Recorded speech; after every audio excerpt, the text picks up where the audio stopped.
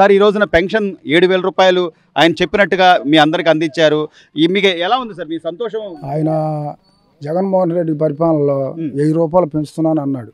5 సంవత్సరాలకు ఇలా అసలు ఈయన హయాంలో నాకు ఏమీ లేదు. అసలు ఈ చంద్రబాబు హయాంలోనే చర్మ కార్మికులు పెన్షన్ అన్నాడు. నాకు ఆ పెన్షన్ రాసిన 2 నెలల్లోనే వచ్చింది. ఆయన వచ్చిన తర్వాతే నాకు అన్ని విధాల మందులకు కానీ ఇది 10 సంవత్సరాల నుంచి నాకు 10 సంవత్సరాలు నడుములు లేవు. నేను అట్టాగా కూర్చొని గేటు దగ్గర చెప్పులు కుట్టుకుంటూ బతుకుతున్నా. ఆయన హయాంలో నాకు ఆ సాయం దొరికింది. ఆయన ఇచ్చే డబ్బులకు టిఫిన్కి కానీ మందులకు కానీ అన్యాయాల నాకు చాలా సంతోషంగా ఉంది. సో ఇప్పుడు వృద్ధాప్య పెన్షన్తో పాటు వికలాంగులకు 3,000 రూపాయల నుంచి 6,000 చేయడం కానివ్వండి, అసలు పని చేసుకోలేక చాలా ఇబ్బందుల్లో ఉంటే కానీ వాళ్ళకి 15,000 రూపాయలని పెన్షన్ కానివ్వండి. గతంలో జగన్మోహన్ రెడ్డి పనులు చేసుకునే వాళ్ళకే నేను అదేదో వాహన మిత్ర ఇస్తున్నాను లేకపోతే దర్జీలకు ఇస్తున్నానంటే వాళ్ళు పని చేసుకోగలరు. మీలాంటి వాళ్ళు పని చేసుకోలేని వాళ్ళకి ఈ సాయం ఎంతవరకు ఉపయోగపడుతుంది అంటారు? ఇది కదా అసలైన సాయం. ఆయన చేసిన సాయం ఏమీ లేదండి. ఎవరికి ఆడవాళ్ళు 45 సంవత్సరాలకు 18 ఏళ్ళు ఇవ్వటం, అవి చేయటం చేసినట్టు నా బోటి ముసలోళ్ళకి ఏమీ చేయలేదు ఆయన. ముసలోళ్ళకి ఏం చేయలేదు అనేది అంటే వాళ్ళకి ఎత్తనాడు, వాళ్ళు సంపాదించుకున్నారు, వాళ్ళు చేసుకున్నారు. మేము బతకలేని పరిస్థితులు కూడా మాకేం చేయలేదు. అదేమంటే ఈయన జగన్మోహన్ రెడ్డి గారు చేస్తున్నాడు, ఆయన చాలా మంచోడు, అన్నీ చేస్తున్నాడు అన్నారు. కానీ అసలు ఆయన హయాంలో ఏమీ లేదు. మొత్తం మీద చంద్రబాబు నాయుడు గారు రావడం కానివ్వండి, ఉద్యోగ అవకాశాలు కల్పించే దిశగా అడుగులు వేయడం కానివ్వండి, అమరావతిని బాగు చేసే పరిస్థితులు కానివ్వండి, ఇదే కదా మీరు కోరుకున్న అన్నీ అనుకున్నాయన్నీ చేస్తున్నాడండి. ఆయన హయాంలోకి ఏమీ డోకా లేదు. బతుకుతామని నమ్మకం ఉంది మాకు. అది ఇంకా కొంతమంది నాయకులు ఉన్నారు ఇక్కడ. సో మొత్తం మీద పెన్షన్లకు సంబంధించి ఇక్కడ పల్లెల్లో జనాలు కూడా వాళ్ళ ఆనందం వ్యక్తం చేస్తున్నారు. పాలాభిషేకాలతో ఇక్కడ నాయకుల్ని వాళ్ళు తమ అభిమానాన్ని చాటుకుంటున్నారు. చెప్పండి సార్, ఇక్కడ ఈ పెన్షన్కి సంబంధించి ఎంతవరకు వాళ్ళకి ఉపయోగపడుతుంది? ఈ వృద్ధులకి మమ్మగారు ఉన్నారండి, మమ్మగారు ఉన్నారు. నెలకి 2-3 వేల రూపాయలు ఆమెకి బిల్లలకే కావాలి. ఆ డబ్బులు అంత ముందు ఉండొచ్చి చాలకుండా ఉండేవి. ఇప్పుడు ఈ 4,000 వస్తే 3,000 బిల్లలకు పోయినా ఇంకొక 1,000 రూపాయలు అదనంగా ఆమెకి వాడుకోవడానికి బాగా ఉపయోగపడతాయి. అందులో కానీ బాబు గారు వస్తే కానీ ఈ జాబులు అన్నీ రావండి. వస్తానే ఆయన డిఎస్సి మీద సంతకాలు పెట్టాడు. తర్వాత ఈ 4,000 రూపాయలు పెన్షన్ పెంచాడు. తర్వాత రేపు 45 సంవత్సరాల వాళ్ళకల్లా 1,500 రూపాయలు తల్లికి వందనం ఇచ్చాడు. మళ్ళీ ఉచిత బస్సు ఒకటి త్వరలో అది కూడా ప్రారంభం అవుతుంది. ఉచిత ప్రయాణం, అన్నా క్యాంటీన్ అయితే ఇవన్నీ చంద్రబాబు నాయుడు గారికి సాధ్యం. ఇది జగన్మోహన్ రెడ్డికి అది అసాధ్యం. అది సో మొత్తం మీద అంటే సరే, దాన్ని గత 5 ఏళ్లలో నాకు ఒక అవకాశం ఉండి నేను ఏదో అద్భుతం చేస్తానంటే నమ్మారు, ఓట్లేసాం. మొత్తం మీద 5 ఏళ్ళు చూశారు పరిపాలన. ఒక ఛాన్స్ అంటే ఆ ఒక ఛాన్స్ పరిమితం చేశారు. కానీ ఆయన నా అవ్వతాతల అభిమానం, నా అక్క చెల్లెల అభిమానం ఏమైపోయిందో అని ఆయన మాట్లాడుతున్న ఆ విధానం చూస్తే దాన్ని ఎలా చూడాలి సార్? నిజంగా అది అమాయకత్వం. అది కేవలం అమాయకత్వం. ఎందుకంటే అవ్వాతాతలు ఏ కాడకు బటన్ నొక్కే పరిస్థితిలో ఉంటున్నాడు కానీ అభివృద్ధి చేసేది లేదు. మనకు కావాల్సింది అభివృద్ధి కావాలి. బటన్ ఎంతసేపు నొక్కితే ఉపయోగం ఉంటుంది? అభివృద్ధి కావాలి. కానీ అభివృద్ధి చేయకుండా నేను బటన్ నొక్కుతున్నాను, అవాతాతల ఓట్లన్నీ ఏమని అని ఇప్పుడు తమ్ముడుకున్నాడు 11 సీట్లు వచ్చిన తర్వాత. అదే కానీ ముందు చేసినట్టయితే బాగానే ఉండేది. రోడ్లు మరీ అధ్వానంగా తయారైనాయి. బాబు గారు వస్తే కానీ ఆ రోడ్లన్నా బాగుపడు.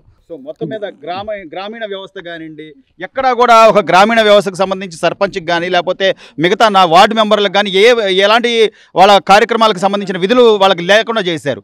ఇప్పుడు మళ్ళీ గ్రామీణ వ్యవస్థను పటిష్టం చేస్తామని చెప్పి చంద్రబాబు గారు చెప్పడం, ఆయన చెప్పింది చేస్తారంటారా? చేస్తారు. ఎందుకంటే అంతకుముందు సర్పంచులకు అలాంటి పవర్ ఉండేది కాదు. ఆయన రావడంతోనే సర్పంచులకు ఫుల్ పవర్ ఇచ్చేసాడు. అంతకుముందు సర్పంచులు కానీ నెంబర్లకు కానీ వీళ్ళెవరికి ఉండేది కాదు. ఆయన ఏ కాడకు బటన్ నొక్కే పని మీదే ఉన్నాడు. కానీ ఈ వ్యవస్థ మీద దృష్టి పెట్టకపోవడం వల్ల ఈ రోడ్లు సరిలేక, కాలువలు సరిలేక, తర్వాత ఈ డ్రైనేజ్ ఇదంతా కానీ బాగా ఇదైపోయింది. ఇప్పుడు ఎందుకంటే పూర్తి సర్పంచ్ బాధ్యతలకి అతను ఆ ఊర్లో ఉన్న సమస్య తెలుసు కాబట్టి ప్రతి వార్డుకి తిరిగి ఆ కాలువలు అయితే లైటింగ్ అయితే ఎంత చూసి చక్కగా చేయడానికి అవకాశం ఉంటుంది. సర్పంచులకి పవర్ ఇవ్వడం అనేది చాలా మంచిది. ఈ రోజున పవన్ కళ్యాణ్ గారు పిఠాపురంలో ఆయన డిప్యూటీ సీఎం హోదాలో ఆయన ఆల్రెడీ పెన్షన్ల కార్యక్రమంలో పాల్గొన్నారు. సీఎం గారు సాక్షాత్తు ఒక సీఎంఏ పెన్షన్దారులు ఎవరైతే లబ్ధిదారులు ఉన్నారో వాళ్ళ ఇంటికి వెళ్ళి పెన్షన్ ఇవ్వడాన్ని మీరు యువత ఎప్పుడైనా మీరు విన్నారా? మీ తాతలు చెప్పడం కానీ లేకపోతే ఎవరైనా? ఇంతవరకు మేము ఎవరు ఎప్పుడు వినలేదు. ఒక సీఎం ఇంటికి వెళ్ళి పింఛన్ సపరేట్గా ఆయన ఇస్తానని ఇంతవరకు ఎవరు వినలే.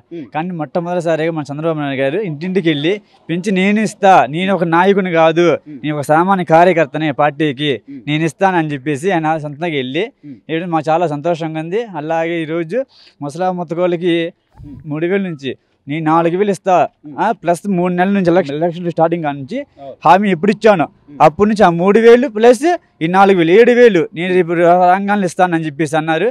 అట్టాకి ఇచ్చారు. చాలా సంతోషంగా ఉంది. ఈరోజు పండుగ వాతావరణంగా ఉంది, బాగుంది. ఈరోజు ముసలామతలకు కాదు అవ్వా తాతమ్మలకి అందరికీ చాలా సంతోషంగా ఉంది. ఈరోజు అన్ని ధరలు పెరిగిపోయిన నేపథ్యంలో కరెంటు బిల్లులని, నిత్య అవసరాలని, రోజువారీ ఒక 500 తెచ్చుకోవడం కనా కష్టంగా ఉన్న ఈ పరిస్థితుల్లో ఇవన్నీ కూడా ఈ వయసు వచ్చేపాటికి వాళ్ళకి కొంత ఇబ్బందులు ఉంటాయి, అనారోగ్య సమస్యలు ఉంటాయి, వాళ్ళకి బిళ్ళలు తెచ్చుకోవడానికో లేకపోతే హాస్పిటల్ చూపించడానికి ఇదంతా కూడా ఉపయోగపడుతుంది చెప్తారా మీకు? చాలా ఉపయోగపడుతుంది. ఎందుకంటే ఇప్పుడున్న తల్లిదండ్రులు కానీ ఇప్పుడు పిల్లలు ఉన్నారు, ముసలామతలు కొంతమంది చూస్తారు, కొంతమంది చూడలేరు. అలాంటి వాళ్ళకి ఈ చంద్రబాబు గారు ఇచ్చిన డబ్బులతో వాళ్ళకి జీవితం ఒకసారి వాళ్ళకి హ్యాపీగా వాళ్ళకి నా పిల్లలకి నా ట్యాబ్లెట్లకి అవసరం వస్తే మనవాళ్ళకి మనవరాళ్ళకి ఇదిగో అమ్మ 10 రూపాయలు తినండమ్మా, ఇవి కొనుక్కున్నమ్మ 10 రూపాయలు అని చెప్పేసి వాళ్ళు సొంతగా ఇచ్చి వాళ్ళు ఎంత సంతోషపడతారంటే అంత సంతోషపడుతున్నారు. ఇప్పుడు నాకు ఎవరు నేను పని చేసుకోలేను కానీ నా మనవాడికి నేను 10 రూపాయలు ఇస్తున్నా, నా మనవరాళ్ళకి 10 రూపాయలు ఇస్తున్నా, నాకు కొనుక్కుంటున్నారంటే వాళ్ళ కూడా అమ్మమ్మ వాళ్ళు మా అమ్మమ్మ 10 రూపాయలు ఇస్తుంది, మా నాన్న 10 రూపాయలు ఇస్తున్నాడు, కొనుక్కుంటున్నాడు అని చెప్పి చాలా సంతోషపడుతున్నారు వాళ్ళు. రైట్ సార్, మాజీ ప్రెసిడెంట్ మీరు. ప్రెసిడెంట్గా అంటే గతంలో గ్రామీణ వ్యవస్థకు సంబంధించి ఏ అవసరం ఉన్నా కూడా మనోడు మనం ఓట్లు వేసి గెలిపించిన ప్రెసిడెంట్ ఉన్నాడు, వెళ్ళి అడగచ్చు, అతని బాధ్యత ఉంటుంది, జవాబుదారీతనంగా ఉంటుంది అనుకునే పరిస్థితుల నుంచి గత 5 ఏళ్లలో అసలు ప్రెసిడెంట్ లేదు, లేకపోతే వార్డు మెంబర్లు లేరు, ఏమీ లేవు. కనీసం కాలువలు తీయడానికి కూడా బాధ్యత తీసుకునేటువంటి గత ప్రభుత్వాన్ని పక్కన పెట్టిన పరిస్థితి ఈరోజు ఈ పెన్షన్ల కార్యక్రమానికి సంబంధించి కానీ లేకపోతే ఆయన ఇచ్చిన హామీలు ఏదైతే సూపర్ 6 పథకాలు అంటూ చెప్పాడో, ఉచిత బస్సు ప్రయాణం కానివ్వండి, లేకపోతే అన్నీ వీటికి సంబంధించి ఏం చెప్తారు సార్? జనాల్లోకి బాగా వెళ్ళిందంటారా? జనంలోకి బాగా వెళ్ళింది.